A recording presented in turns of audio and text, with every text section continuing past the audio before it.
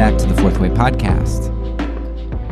For this episode, I am going to actually take a look at two short pieces of work, both of which are taken out of Michael Long's Christian Peace and Nonviolence, which we've been using for a lot of the works this season, as he has a wonderful compilation of nonviolent voices and literature from throughout the last 2 millennia, Christian voices in particular. And the two works that I'm selecting are separated by about a millennia, and they're actually going to be contrasting pieces of work. The first one that I'm going to look at is Humbert of Romans, and the second work that I'm going to look at is by Paulinus of Nola.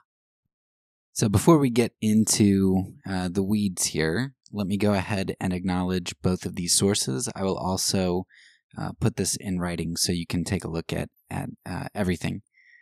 But for Humbert of Romans, this is found in the book Catholic Peacemakers, and it is Humbert's A Work in 3 Parts, which is translated by Ronald G. Musto and published by the Taylor and Francis Group LLC. It is reproduced with permission of the licensor through PLSclear. And for Paulinus of Nola, this is Excerpts from Letter 18, Letters of St. Paulinus of Nola, Volume 1, translated and annotated by P.G. Walsh, pages 175 through 177, copyright 1966 by Reverend Johannes Quasten, Reverend Walter J. Burkhart, and Thomas Comerford Lawler, published by Noonan Press, an imprint of Paulist Press, Incorporated, New York, Mahawa, New Jersey. Okay, so we are actually going to start with the later work, which is by Humbert of Romans, and this was written, in the late 1200s or so.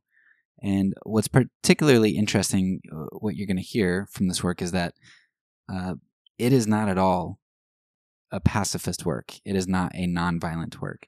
And in fact, is very anti-nonviolence. It's written at a time, I believe, during the Second Crusade, or thereabouts, where the Pope is asking Humbert to basically draft up a propaganda document, like, hey, we need to recruit some people, help me out here. And so Humbert is kind of railing against the nonviolent people and calling them not Christians and trying to get them, anti-propaganda against them, right? Trying to kind of discredit them. And what's interesting about that, one of the reasons I want to include this, is because you can see that one of the most damaging things today against Christianity, a lot of people are going to say, well, yeah, look at the Christians and the Crusades and Christendom and how terrible it was.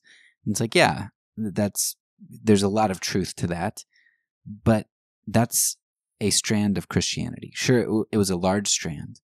Christendom is a very large strand, but you also have these other strands that are always continually running underneath the surface of Christendom and power mongering and all of that stuff.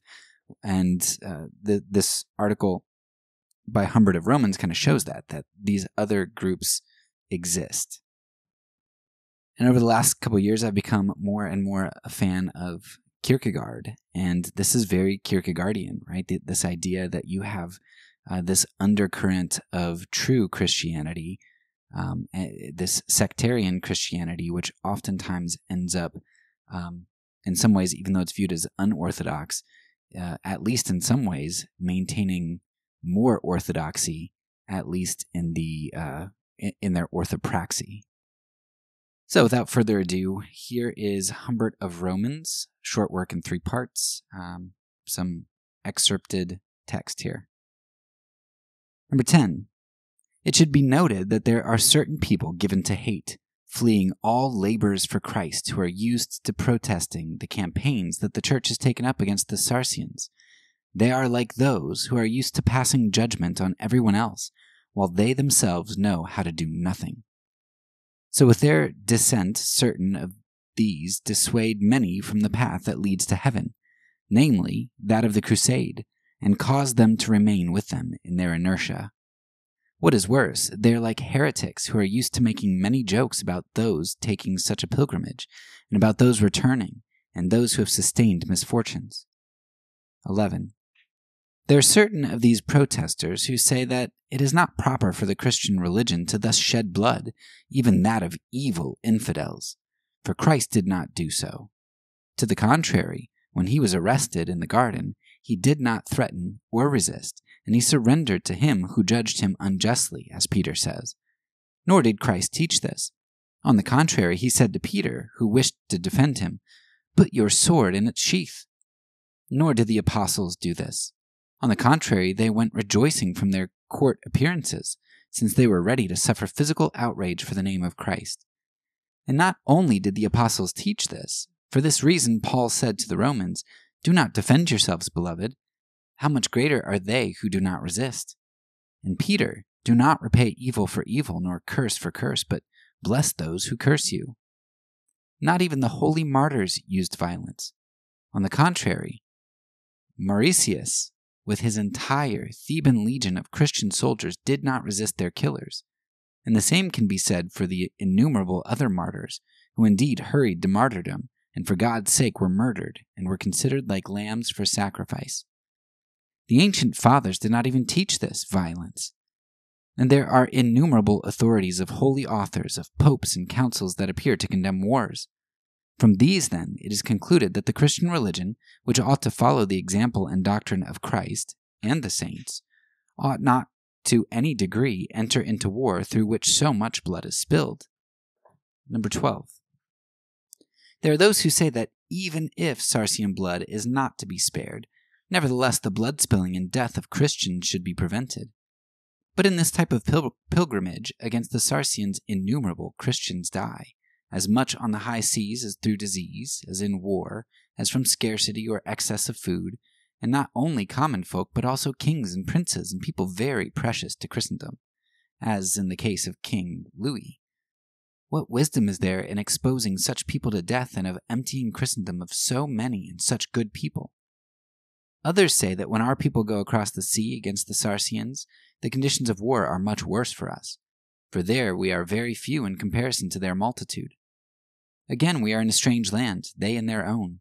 Again, we are in an unaccustomed climate, they in an accustomed one. Again, we have to use many kinds of strange food, but they are used to them. They know the terrain, the dangerous and winding passes, but we don't. We frequently lack supplies there. They, however, have an abundance. And so it appears to be tempting to God, or to be a great lack of faith, to enter such a conflict. Therefore, since wisdom is the highest necessity in war, it appears that wars of this type should never be attempted by Christians. There are those who say that even if we ought to defend ourselves against the Saracens when they invade us, nevertheless, when they leave us in peace, it does not seem that we ought to invade them. 15. There are some who say, if we're supposed to wipe the Saracens off the earth, why not do the same to the Jews? And why don't we do the same to the Saracens whom we have under our power? Why don't we persecute with the same zeal other pagans who still inhabit the world? Why don't we also do the same to the Tartars and to the barbarian nations of this type who are all infidels? Some say, what use is there in this campaign against the Saracens? For they will not be led to conversion in this way, but more strongly provoked against the Christian faith. Again, when we conquer and kill them, we send them to hell, which appears to be against charity. Again, when we take their lands, we do not hold those who populate and cultivate them, since our own people do not want to remain in those parts. And thus it does not appear that there is any fruit, either spiritually, materially, or temporally, from all this expedition. Some say that it does not appear to be the will of God that Christians should proceed thus against the Saracens, because of the misfortunes that God has permitted and permits to happen to the Christians in pursuit of this campaign. For how could God permit that Saladin, in 1187, could so quickly take from us again almost the entire land, taken with so much Christian blood and sweat, and the Emperor Frederick Barbarossa, heading to the rescue, should perish in a puddle of water, and that King Louis of happy memory be captured in Egypt with his brother and almost all of the nobility of France in 1250, and again, starting off on the Tunisian campaign, was killed with his son, and that so many of the ships returning from there, but the survivors were sunk in the storm off Sicily, and that such a huge army accomplished nothing, and the same for innumerable similar armies, if God favored such proceedings. It should be said that those who talk like this don't yet really understand God's ways. Like, if you took off the first and last paragraph of this piece of work, you would think that the author was like making a case for how terrible the Crusades were and how unchristian they were, right? Like he's listing out all of these arguments from people against the Crusades and against doing violence to the Muslims, the quote infidels. It's just fantastic. It's amazing that he can write all of these things where you're like, yeah, that's right. But his conclusion is, what did he say? He said, it should be said that those who talk like this don't really understand God's ways. He's like, yeah, I know what all you're saying. Okay, so, Jesus didn't act like that. Okay, none of the apostles acted like that. Okay, the saints didn't really act like that. All right, it doesn't look like we're really succeeding. Okay, when we kill them, we're sending them to hell. I don't think that's really charity, right? I'll have to, I forget exactly how he said it. He said, it appears to be against charity, right? I mean, how crazy. Like, he's saying all of these things, and you're like, yeah, this is all right. And then he just says, those who talk like this don't really understand God's ways. And at the very beginning, he says, they're like those who are used to passing judgment on everyone else while they themselves know how to do nothing. So essentially saying that, like, these people who are making all of these criticisms, he's like, well, they're passing a lot of judgment. Like, they're so judgmental, but look, they're not doing anything for the kingdom, right? They're not getting on boats. They're not going out and conquering. They're not fighting the infidels, right? They just make all of these judgmental claims against us. And that's what people levy at pacifists today still, is that you're passive, right? Pacifists. And it's just interesting to see that there's apparently a relatively strong strain of this kind of stuff in Christianity during the time of the Crusades. I know St. Francis lived around this time, and he made a nonviolent incursion into enemy territory and to one of the sultans, I believe, and earned some respect there. But I had never known that it was as big as Humbert seems to think it is, that it's necessary to kind of be writing against. But one other thing I want to point out here, which I think is just so illuminating as to what Christendom really is. But in segment 12, Humbert is talking about how one of the arguments against the Crusades is that so many Christians die. Like, not only enemies, we shouldn't kill them, but also, like, you're sending a lot of Christians to death, and just meaningless death, dying in shipwrecks and disease and all of this kind of thing. And one of the things that Humbert says is that not only common folk die, but also kings and princes and people very precious to Christendom, as in the case of King Louis, right? Who are those who are really precious to Christendom? He had just gotten done talking about martyrs and apostles who laid down their lives, even for the enemies. They laid down their lives in martyrdom. And now he's saying the people who are precious in Christendom are the kings and the princes. Right? There's not a clearer depiction of what Humbert's type of thinking, of what Empire's type of thinking, of what Christendom's type of thinking gets you. And this is something that we've seen and will continue to see, especially one of my favorite works from this season is going to be our last one right before Memorial Day, which is entitled The Unknown Soldier by, I think it's Harry Fosdick. And you're going to see even more of this where the poor come into light.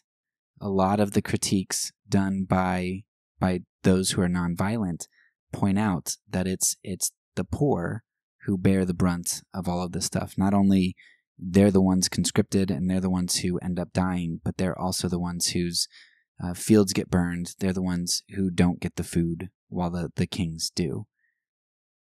So reading this work by Humbert of Romans is, it's almost like, it feels like you're sort of reading the satire, and then you recognize, oh, this guy's serious. And it's sad and it's terrible, and it's still happening today because we're still in Christendom, basically.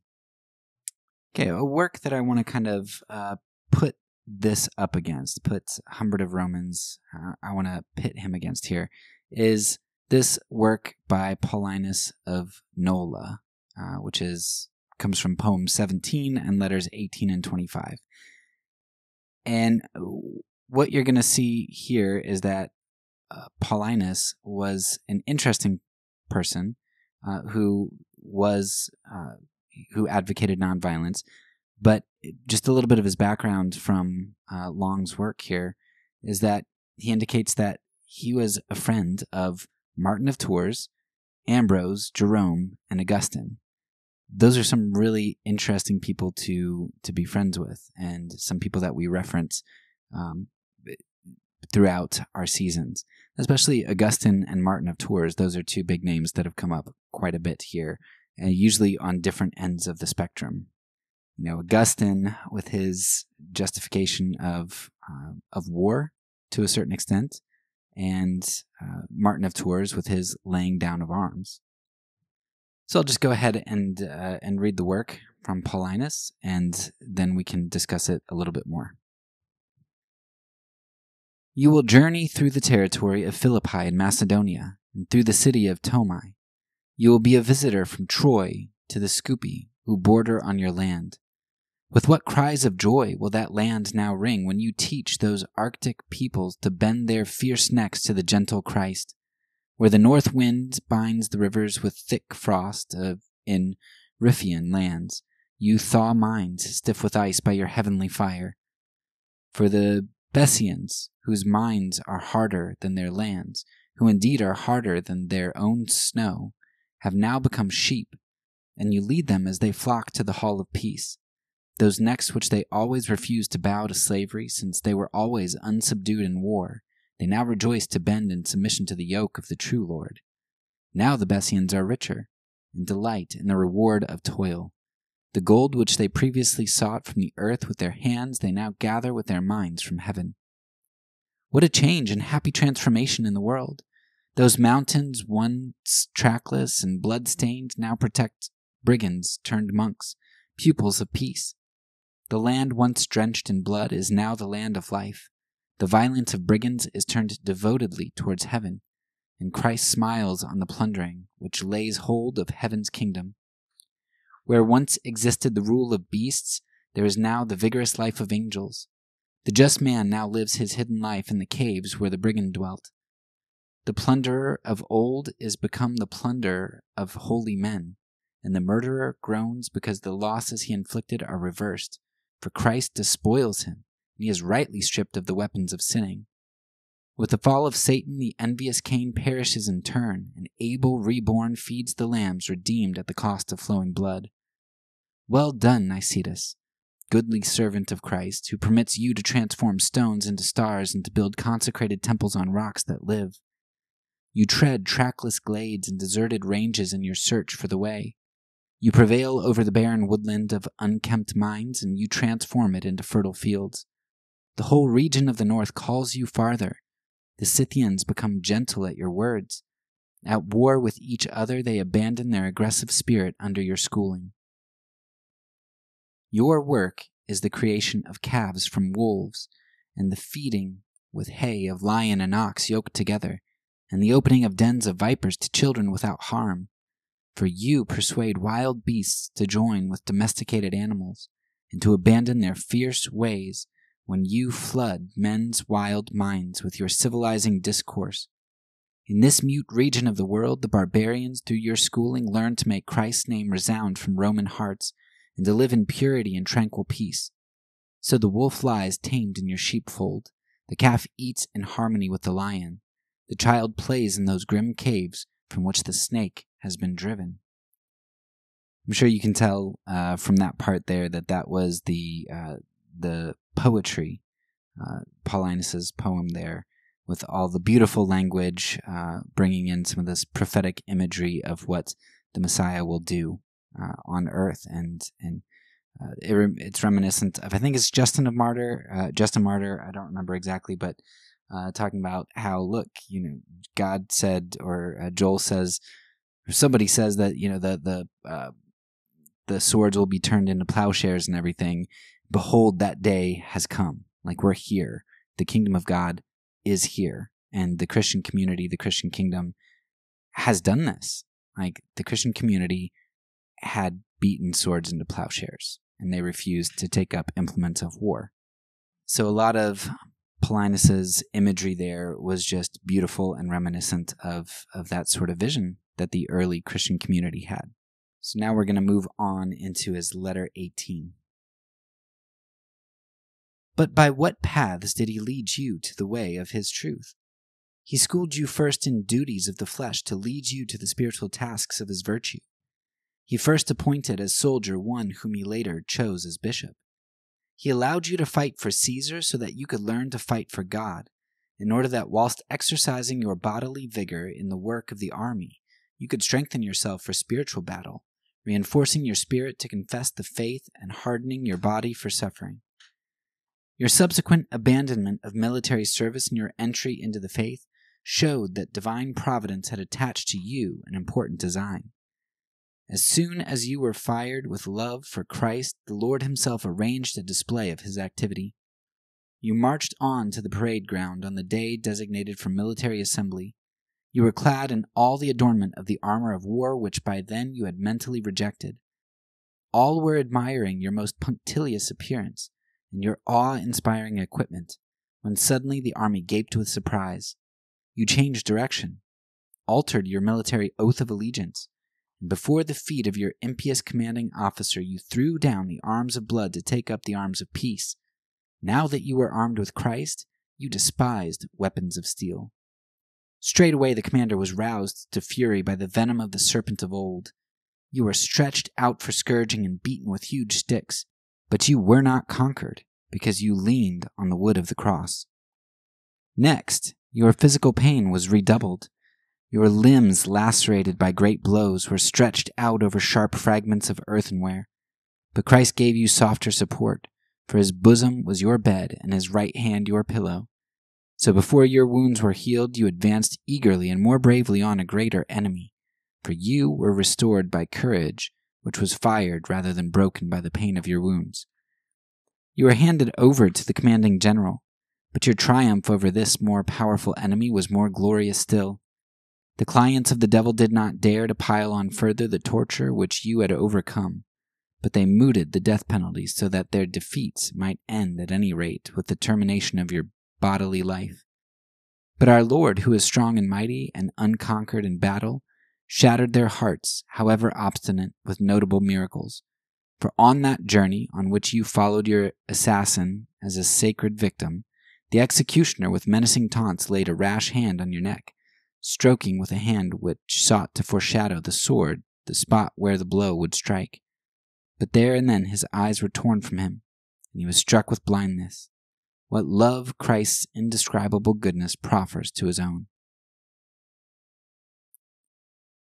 This next, just last little paragraph or two is from letter 25. In this piece, Paulinus is counseling a soldier to stop shedding blood. Do not go on loving this world and the military service that is part of it, because Scripture bears witness that anyone who is a friend of the world is an enemy of God. The man who fights with the sword is an agent of death, and whoever sheds his own blood or someone else's will have death as his wages. He will be responsible for his own death or for the crime of bringing it on another, because, of necessity, the soldier in war, even though he fights for someone else rather than himself, either meets death in defeat or attains victory through killing. One cannot be victorious except through shedding blood. For this reason, the Lord says you cannot serve two masters, that is, both the one God and Mammon, both Christ and Caesar, although Caesar himself now wants to be the servant of Christ in order that he might deserve to be ruler over certain nations. For no earthly king is king of the whole world. That belongs to Christ, who is God, because all things were made through him, and without him nothing was made. He is both the King of kings and the Lord of lords. He does whatever he wishes on earth, in the sea, and in the depths. So one of the reasons I wanted to include these two works here was to, first of all, to provide a little bit of diversity in regard to kind of the eras that we're talking about.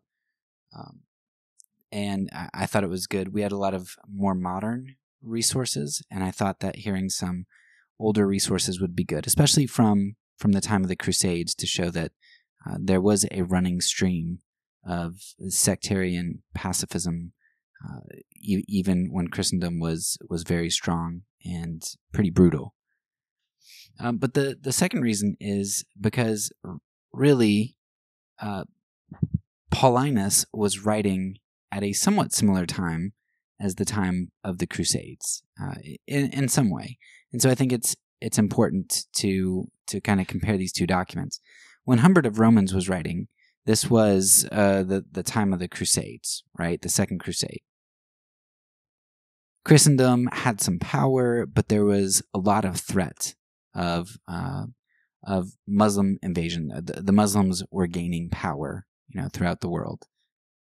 So there was strength, but also fear. Now, Paulinus actually lived at a very similar time, because he was alive in the late 300s, all the way to, I believe, about 435, 439, something like that. And so Paulinus lived through, the infamous sacking of Rome, and then there were some other places that fell within or around his lifetime. For instance, Salvian wrote the book On the Government of God after a significant fall, I believe, in Toulouse, France. And he wrote On the Government of God, I think partly in response to that, or at least, with all of these events going on around, where you've got these barbarians who are coming in and striking fear in the Roman people, and a people who at this point are quite a lot of Christians. They're composed of a lot of Christians, even so much so that you've got Augustine, who's in power, who is writing the City of God because he's defending Christianity. While Salvian, a little bit later, is actually condemning Christianity and saying, hey, the barbarians are actually Christians, a lot of them, and they're actually better Christians than we Romans are, because we Romans are licentious and are just abhorrent. Like, we are not living like Christians. So there's a whole lot of uncertainty going on in the lifetime of Paulinus that are evoking works like the City of God and On the Government of God, and barbarians invading and cities falling. It's really scary. Yet Paulinus is advocating that soldiers not shed blood, and he is praising people for laying down their arms, and he is writing beautiful imagery about the kingdom of God and the way that Christians are to live. So I think stacking these two works on top of each other and viewing them together can help us to see one response that religion can have to fear and to power. And that is the response that we see in Humbert of Romans. Like, we can deny all of the truth of what Jesus taught, all of what the apostles showed us, all of what the saints showed us, all of what logic shows us, all of the injustice that violence brings and power breeds. And we can deny all those things and just say, well, yeah, you just don't understand God. Let us, right, the upper class, the elite, let us kind of tell you what to believe. Don't listen to all this other stuff. Don't listen to reason. And then you've got another response, which is the Paulinus and the early church, the Ante-Nicene response, which is, hey, look, in the face of the greatest power ever known, Rome, before it's sacked, we'll lay down our arms. We'll refuse to join the ranks of power, and assert that over others, and we'll shed our blood. And by that, the blood of the martyrs became the seed of the church. And it's so sad to me that it's easy for atheists and critics of Christianity to take a look at people like Humbert and to take a look at the Crusades and all of the wicked popes and leaders of Christendom and all that stuff, and say that that is indicative of what Christianity actually is. When you've got this other beautiful strain of people who are prophetic witnesses resisting the allure of power and control. So I highly recommend you read these works in full. I also highly recommend that you pick up Michael Long's Christian Peace and Nonviolence, because it's a fantastic just collection of works. You're going to get people from all different eras, and from the liberal to conservative end of the spectrum. You're going to get all kinds of things in that, and that's just a sampling of what exists in the nonviolent literature. That's all for now. So peace, and because I'm a pacifist, when I say it, I mean it.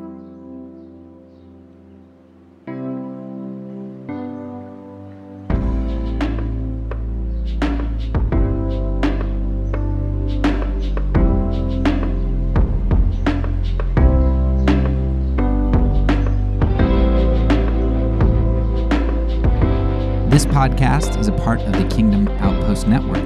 Please check out the links below to find other great podcasts and content related to nonviolence and kingdom living.